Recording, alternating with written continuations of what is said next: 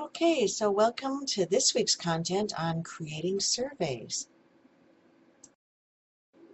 So similar to evaluation techniques that we've already talked about, first you need to lay out very clearly what it is you need and or want to know from your population of interest.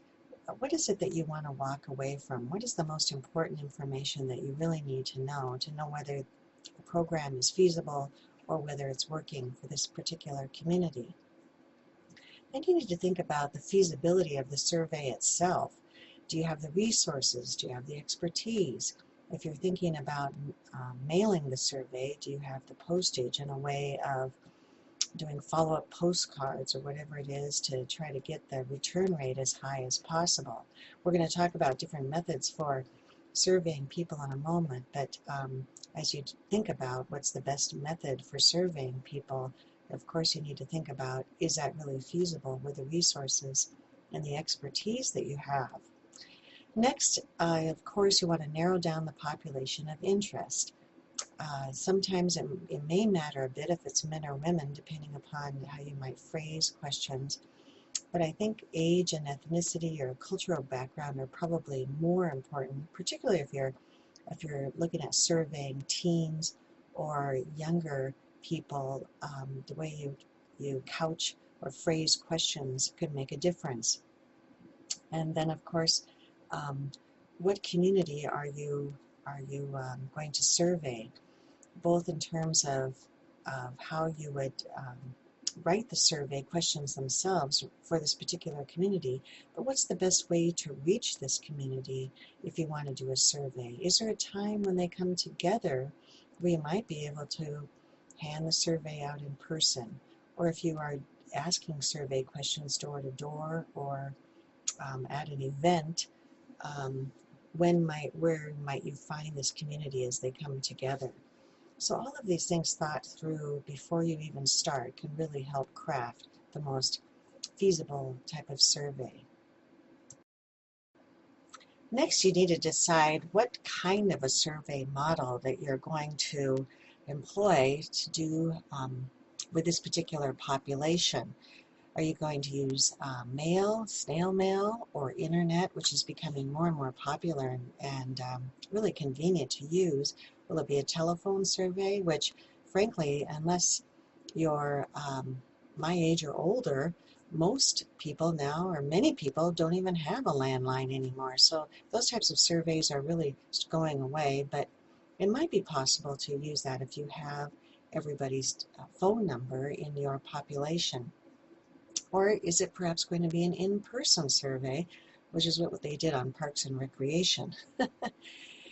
Your book has a great table on comparison of these survey models, and that's the information that I've actually pulled into this slide, looking at the quality of data, the opportunities for analysis, and resources required.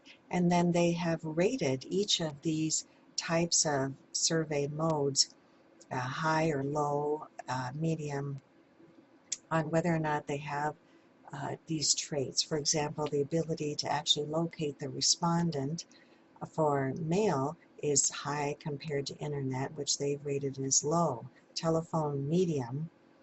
I think that's changing probably to low. And of course, in person is high if you know where to find people. So a really handy table to, I think, help weigh what kind of approach to use. Internet is becoming as a growing field for both research and evaluation of programs and so forth, and I think requires a certain skill set in composing those questions. What works, what doesn't work, how easy it is to navigate through the site. We've all probably had experience with navigating through sites that were very user-friendly and were also not too long. I've been to some sites that where you just really start getting tired of answering questions. So I think most people now want surveys to last anywhere from 3 to 5 minutes, which is a little bit of a sad commentary, perhaps, on our attention span these days. I'm not sure. Composing questions takes some practice and feedback to get good ones. We talked before when we talked about data analysis about open-ended versus closed-ended questions.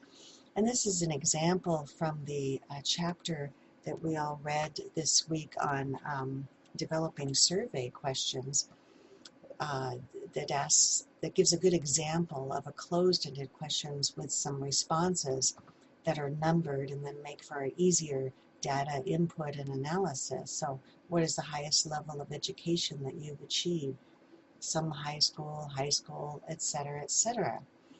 Now the advantage of that, of course, is that it's much easier to analyze data like that, but the disadvantage is that closed-ended questions may not capture the data that you really want to capture. So if you're looking for more specific opinions, for example, what is the most important reason you chose this program or chose this clinic or something like that, you may not capture that in a closed-ended question.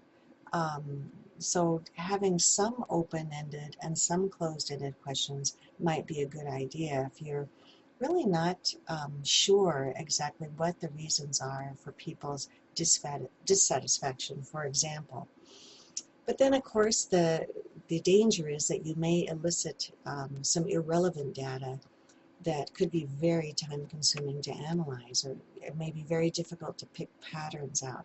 So you have to weigh whether or not you want to have many open-ended questions in a survey questionnaire. As you start composing questions, it's really more difficult than one would think to write clearly phrased, unambiguous survey questions. And Rhian Parker gives some good examples of questions that are rather ambiguous or double-barreled, as they call it, and then some examples of how to reword them. One of them is, does it seem possible or impossible to you that the Nazi extermination of the Jews never happened? People have to stop and think when you use possible or impossible in the same sentence.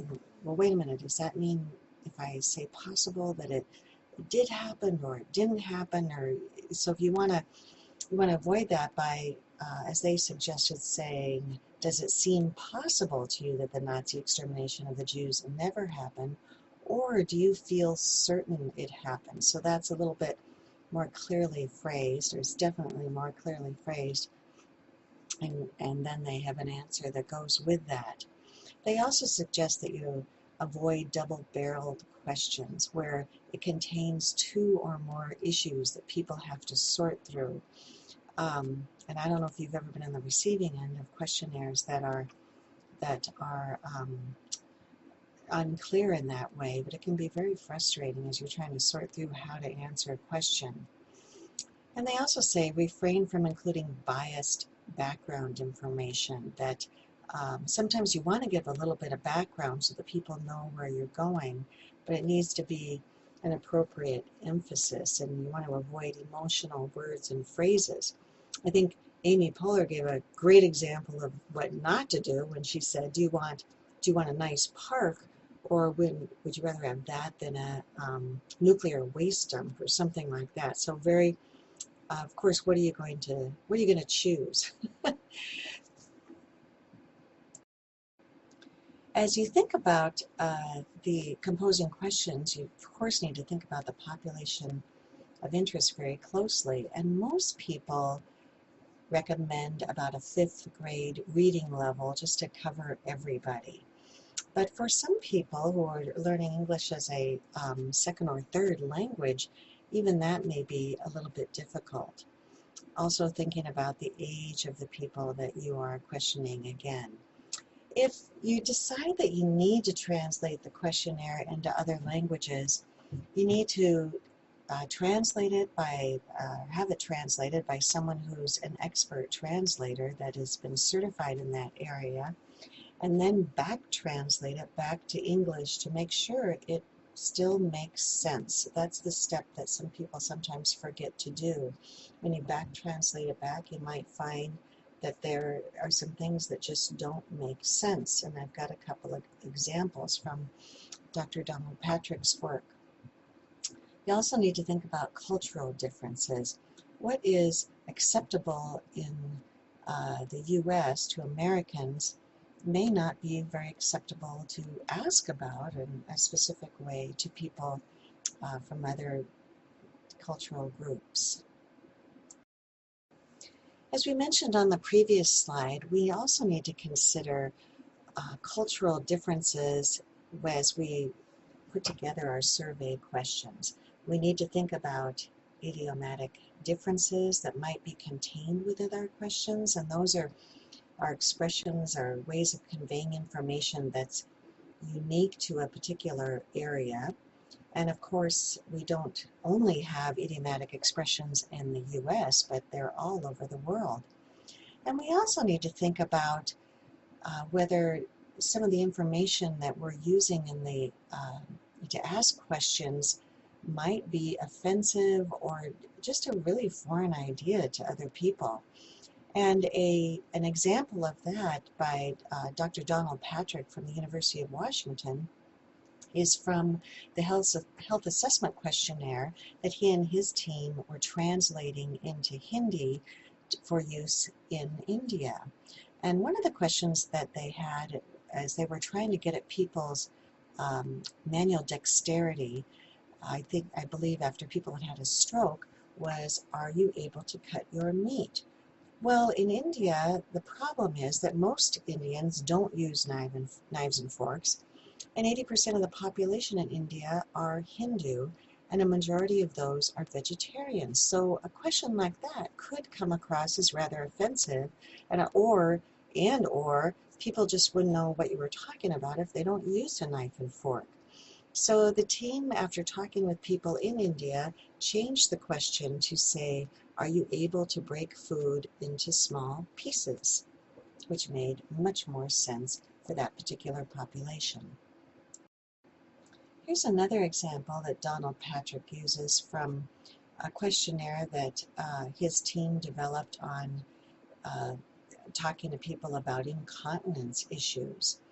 And when the original question said, incontinence is always on my mind, and the answers were extremely, quite a bit, moderately, a little bit, and not at all, to find out how big of a problem it was for people.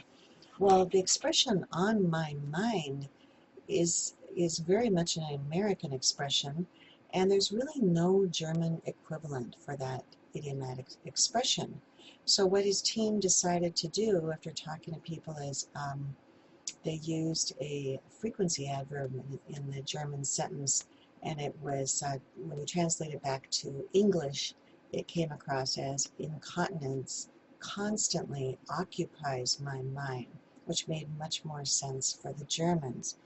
I think quite often we hear this expression so much, we forget that they're idioms, and so having someone else look at it with new eyes can really help identify expressions that just may not make sense to people who haven't lived in the U.S. for very long. And then, of course, before you use the survey widely, you're going to want to test it. And before you test it, I really suggest drafting procedures for administering the survey, because if you want it administered widely and different people are going to be administering it for you, you'll want very specific procedures. Now, of course, we want to avoid procedures like the ones they used in park and recreations. Those were very tedious and slowed down the process, but you do want some continuity across different people administering the survey, particularly if you're doing a question and answer in person. So the idea was good, but the procedures were not so great by Amy Poehler. But you also want to test for feasibility through this. So as you test for whether or not people are able to complete the survey in a reasonable amount of time, you'll also test for the feasibility of those procedures. Are you able to reach the people that you want? And of course, you want to be able to get participant feedback on whether or not they understood the questions, the sequencing of the questions, did those